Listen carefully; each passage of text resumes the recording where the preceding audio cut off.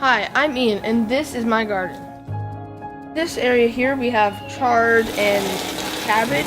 We had collards, but rabbits ate them. Then we have tomatoes throughout the garden, and also we have some eggplant.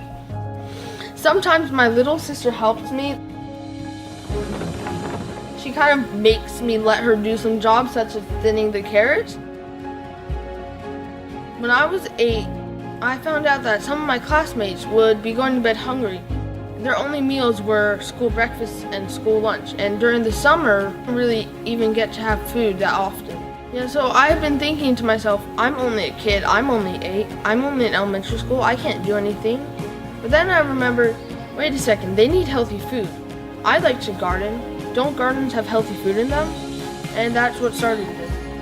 I don't know how to describe it really. It's just the best feeling you could ever feel. And that just makes you want to do more.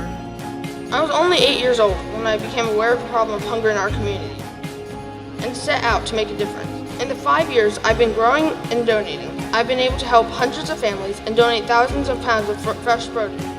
Just think, if one kid made a difference growing a healthy end to hunger, imagine what would happen if we all worked together to make a difference.